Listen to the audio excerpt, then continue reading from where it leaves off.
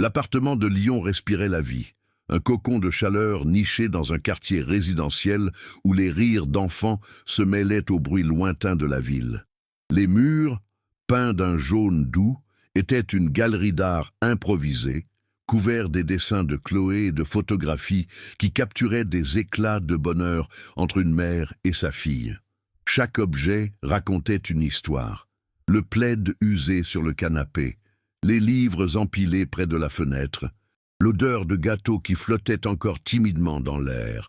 C était un monde construit avec amour et peu de moyens, un refuge que Élise avait bâti brique par brique pour protéger sa fille.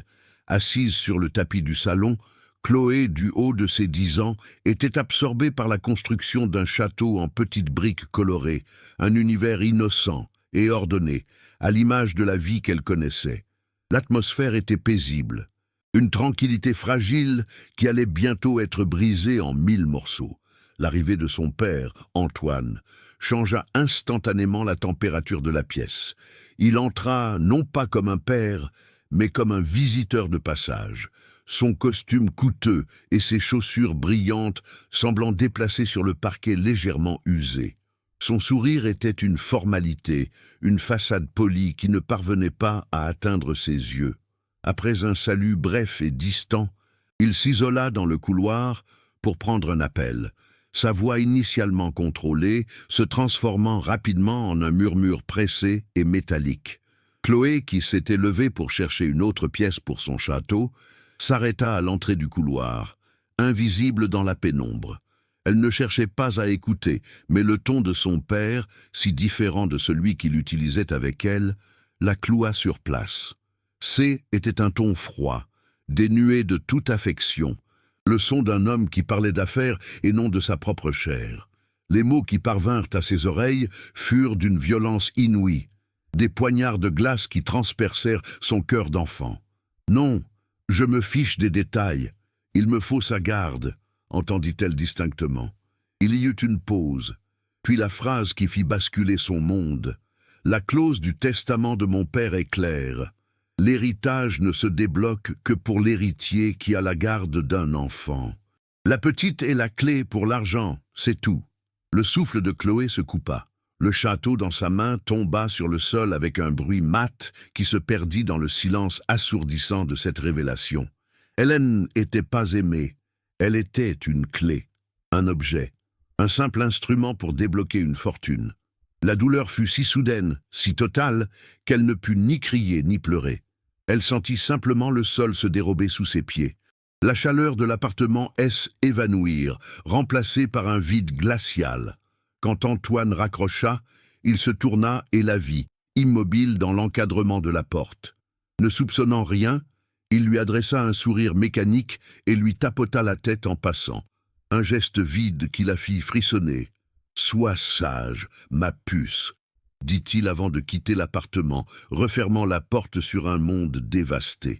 Chloé resta là, les yeux fixés sur le mur, où une photo d'elle et de sa mère, riant aux éclats, était accrochée. La petite fille sur cette photo n'existait plus. À sa place se tenait une enfant dont l'innocence venait d'être assassinée.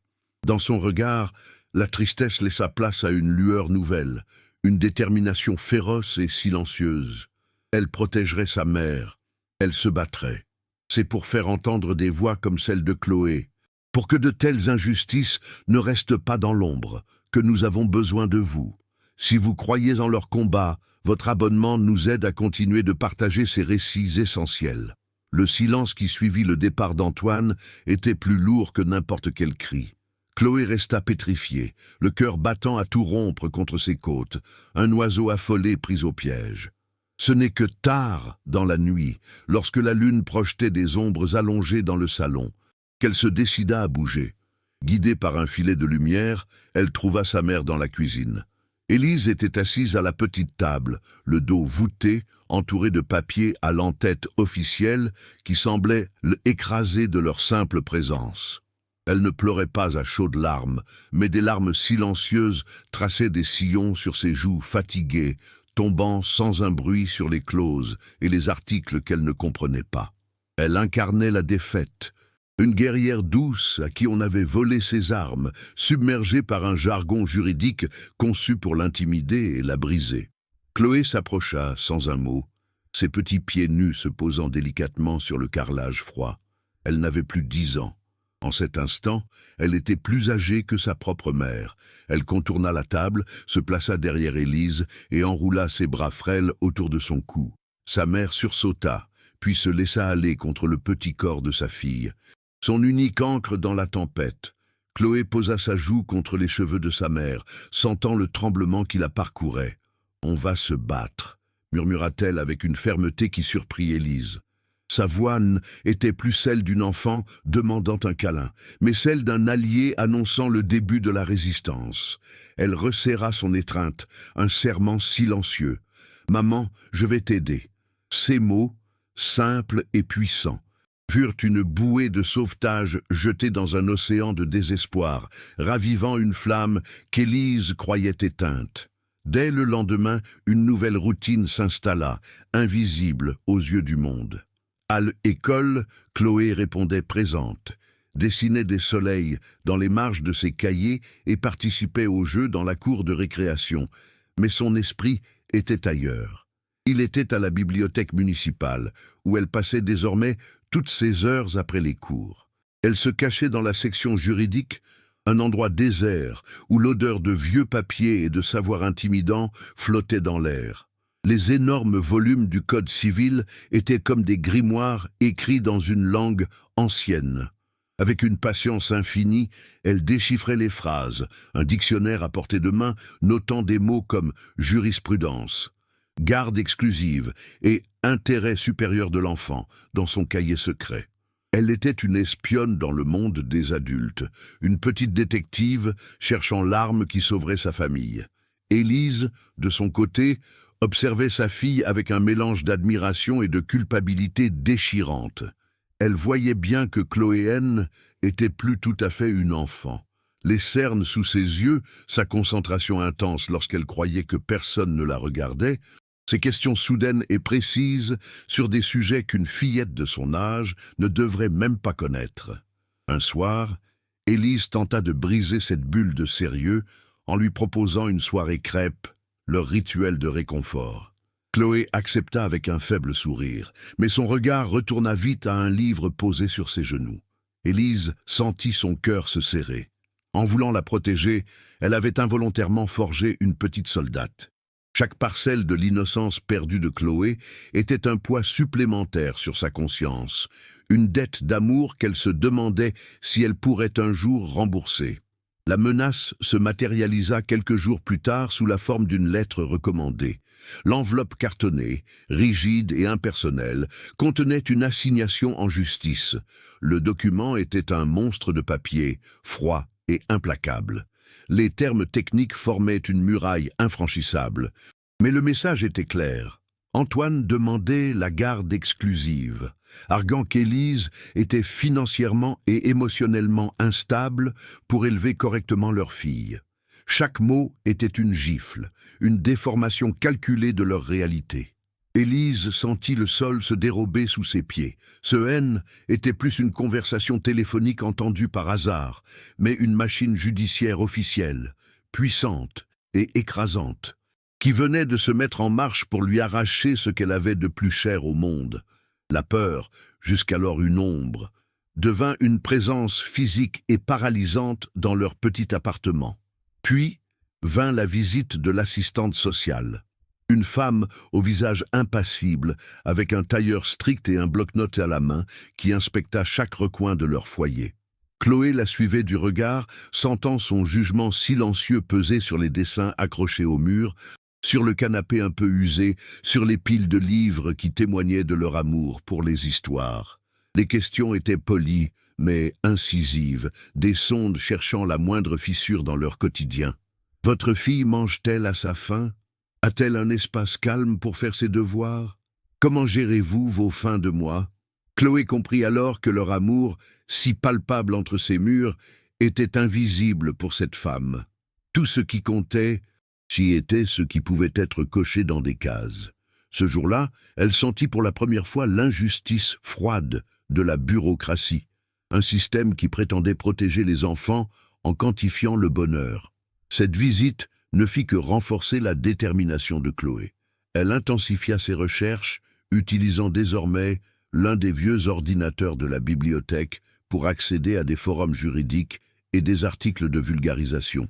Elle découvrit l'importance de l'article 371.1 du Code civil, qui stipulait que l'autorité parentale devait toujours s'exercer dans l'intérêt de l'enfant.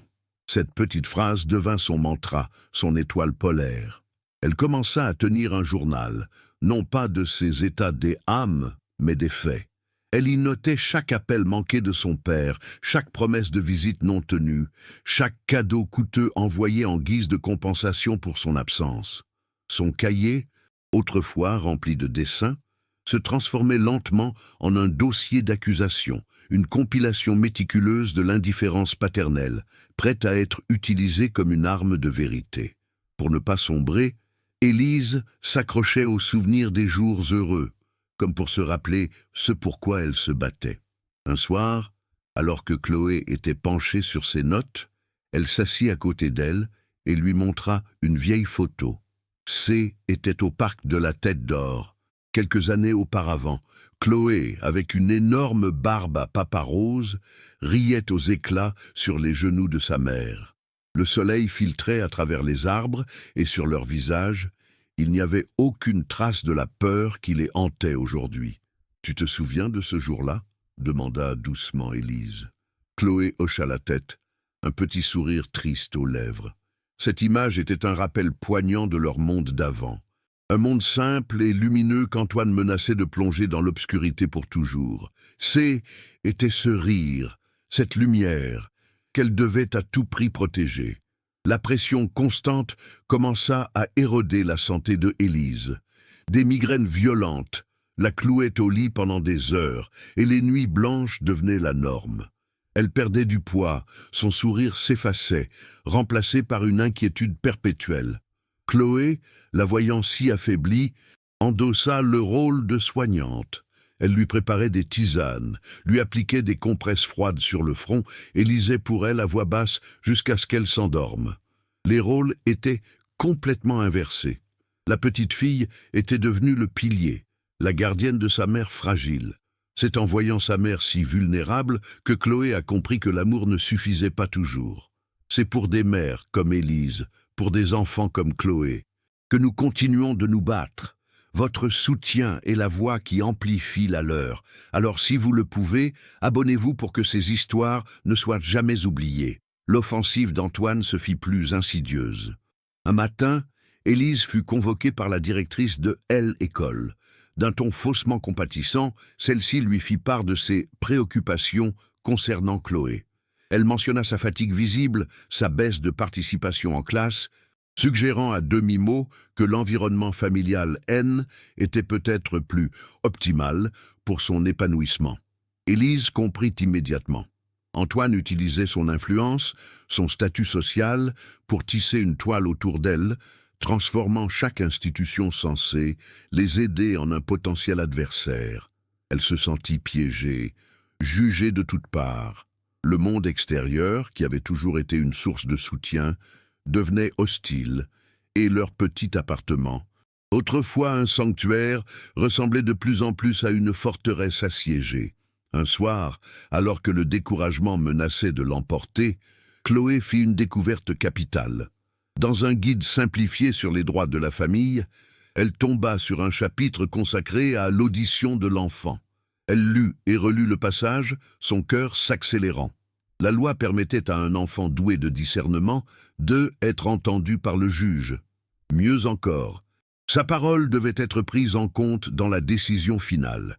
Ce N n'était pas seulement un droit, était une porte d'entrée, une chance de faire entendre sa propre version, non pas à travers les filtres des avocats ou des rapports sociaux, mais directement. Une lueur d'espoir, la première depuis des semaines, illumina son visage. Hélène n'était pas qu'un objet, la clé d'un héritage. Elle était un sujet de droit, elle avait une voix et elle allait s'en servir. La veille de leur première audience préliminaire, l'atmosphère était électrique. Élise arpentait le salon, les mains moites, récitant les conseils de l'avocat commis d'office qui lui avait accordé 30 minutes de son temps.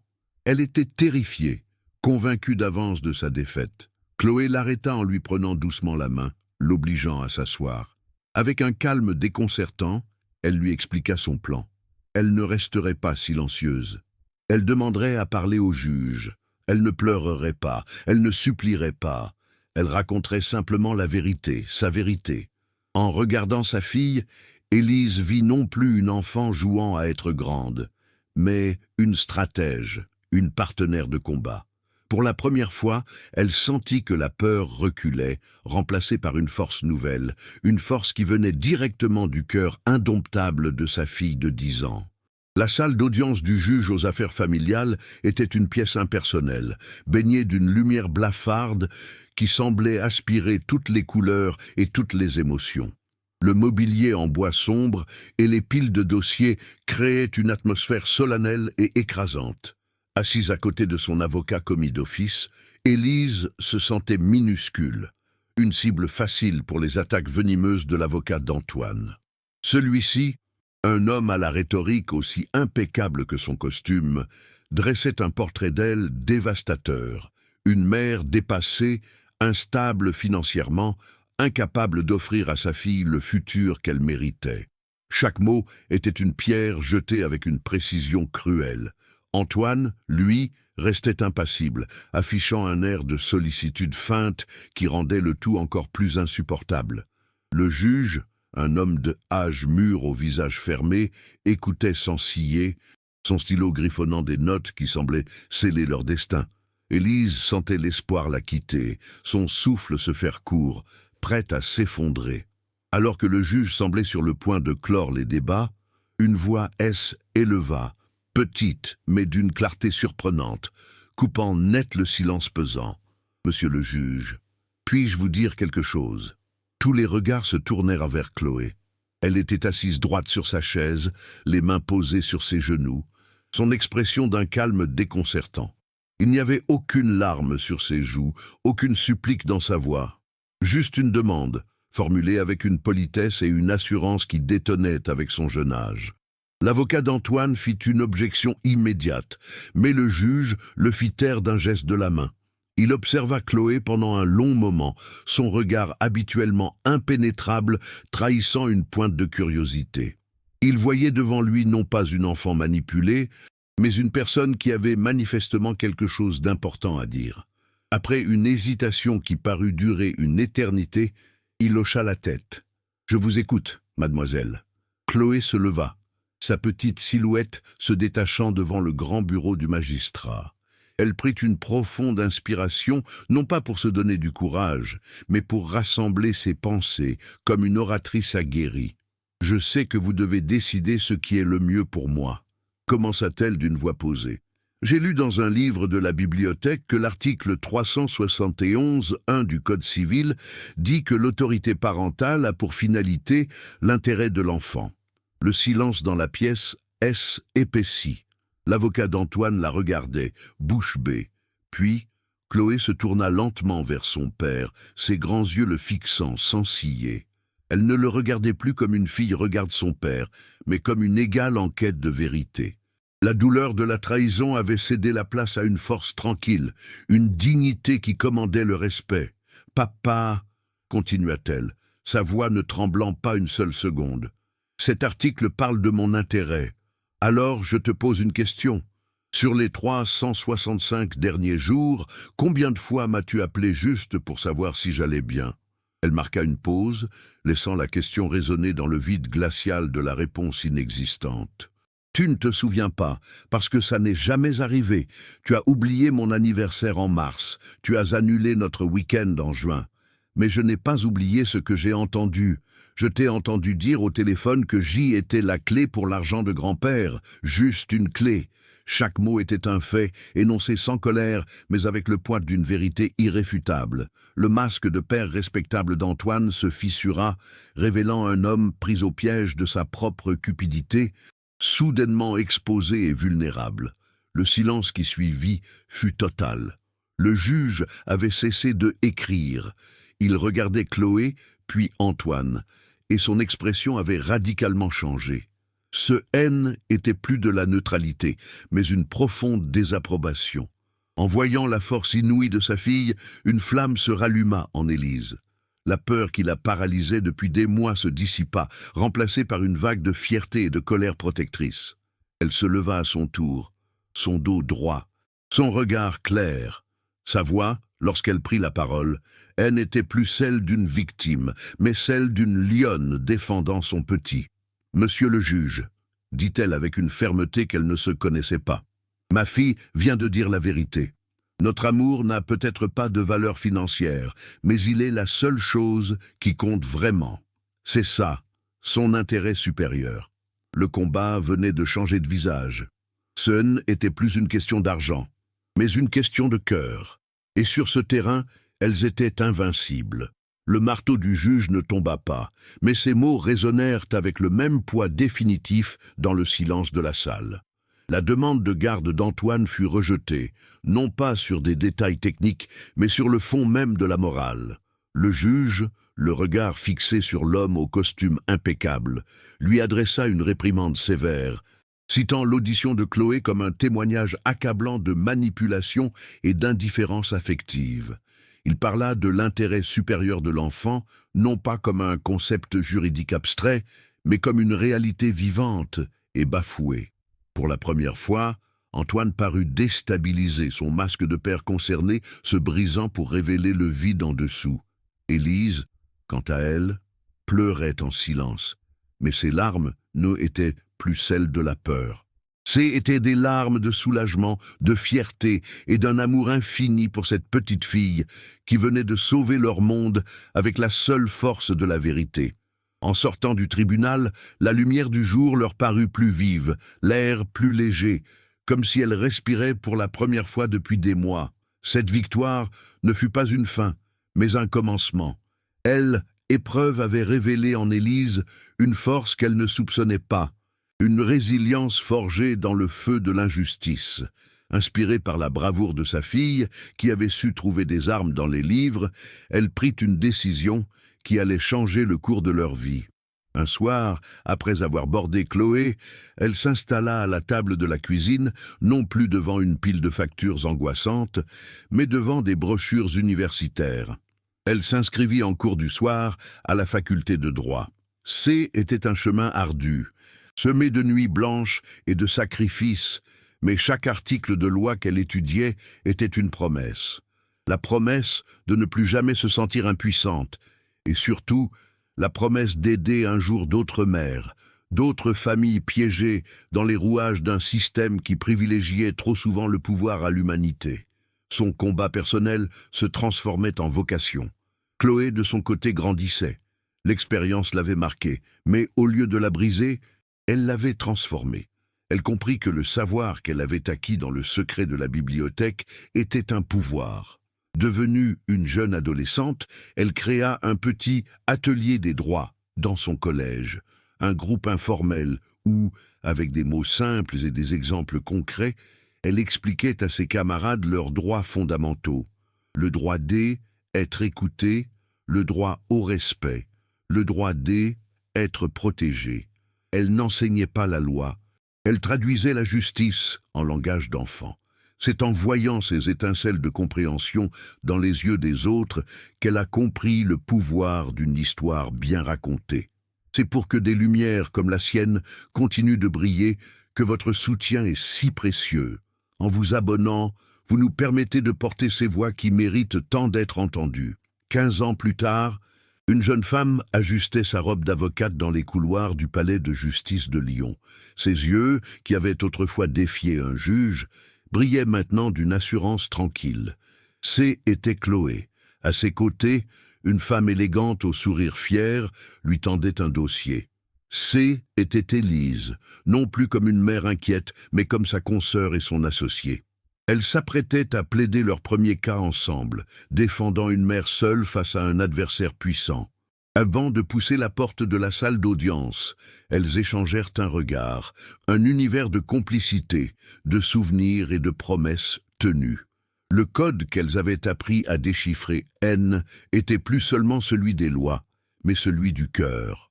La justice, pour elle, était devenue un héritage familial, une flamme transmise d'une mère à sa fille, prête à éclairer les chemins les plus sombres.